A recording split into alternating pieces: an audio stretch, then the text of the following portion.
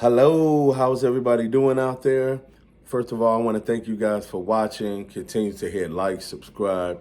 It really means a lot. We've been talking about business credit a lot. We've been talking about how to get funding. We've been talking about so much stuff.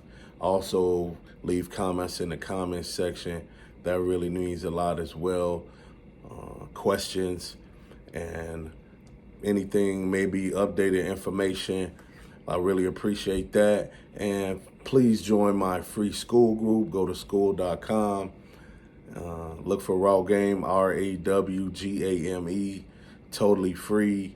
And I'll have people talking about real estate, Amazon, credit, just a various and a number of things. We're here to help one another. We're a community. We're going to uplift one another and just to get further throughout your credit journey or whatever you're seeking, whether it be credit repair or funding. But we're going to talk about personal credit.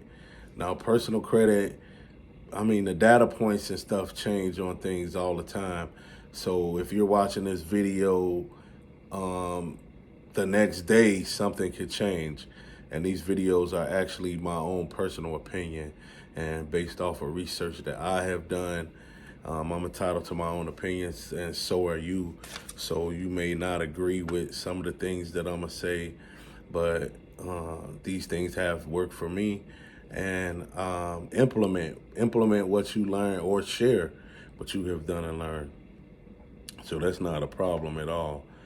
Because don't apply for a whole bunch of banks when you're doing and you're building your personal credit. Don't apply for a whole bunch of bank or credit union because you can find yourself in check systems real fast. Another thing you want to do is you want to use your credit to acquire assets, not nonsense. You know what I mean? Credit is a marathon, not a sprint. So don't take the easy route, take the safe route. So you want to use your credit to get things to make you more money, to leverage it, and to invest, not to just buy frivolously. Now, it's okay sometimes to use an emergency, but you got to remember you have to pay that money back. And you don't want to get in utilization problems because that's really, really not good. And if you max out all your credit score, your credit cards or your credit, that could drop your score 200 points. But the good thing about that is once you pay it back, you will get that 200 points back or it'll raise right back up because the whole goal is to get business credit. So that's why you got to keep your personal credit intact. So remember that, and also have exit strategies just in case you do get into a jam.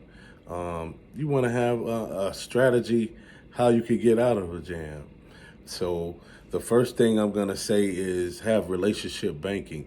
When you start opening up bank accounts and getting credit cards, pay on time, utilize some of their products, have money deposits coming in and out, because networking is one of the number one things today.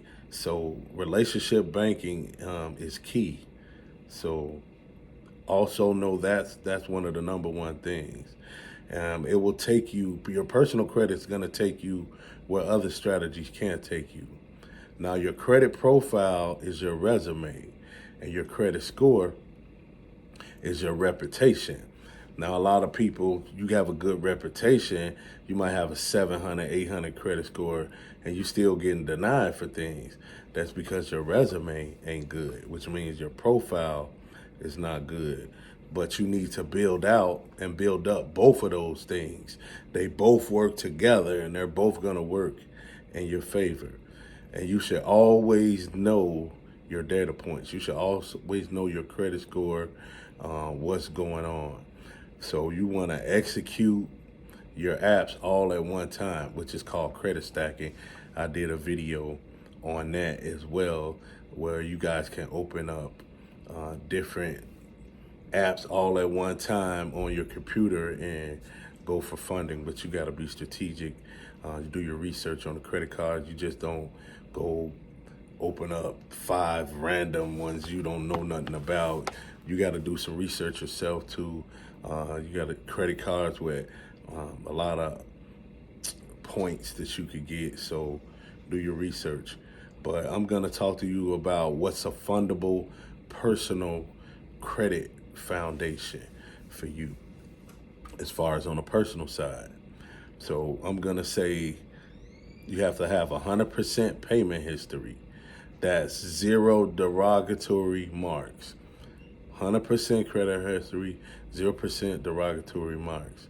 Your credit utilization should be between 0 and 9%. I'm gonna say 6% is the sweet spot. Now with today's economy, there's a lot going on. Banks are getting a little tighter with their money, and a lot of things have changed and is changing. So 6% I would say is the sweet spot. Okay, now the age and the history of your credit, I should say should be a minimum of 5 years. Now you can get help with that if you get on as an authorized user somebody's credit card, but make sure it's somebody who you trust and make sure that they don't have a high utilization when you're buying. People sell authorized users as well. I'm not selling any authorized users, but yes, and all that is what's on their credit report on their account. You're gonna inherit that. They're gonna copy it and paste it to yours. Okay, now you should have no more than 2 inquiries on your credit report in the last 6 months. No more than 2 inquiries in the last 6 months you should have on your credit report. So keep that in mind. And then you also should have a total of 10 open accounts. 10 open accounts. This is kind of what the banks look for. This is what the banks look for funding when you're going after funding on a personal side. But with the economy, like I stated, the way that things are, that it could be even tighter. So you just got to kind of keep up with things and do your own research. So remember, your credit profile, that's your foundation. So come on, everybody, let's get our credit scores up and let's keep our credit scores up. Let's be responsible. And man, let's pay our bills on time.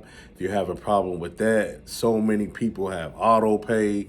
Hit that auto pay, just put it on a minimum amount. And then if you forget, you can always go back and pay more or do whatever you have to do.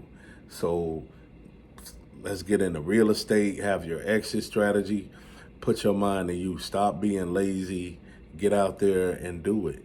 Get that fundable credit profile, personal credit profile, and go get your funds on the business side. That's the goal.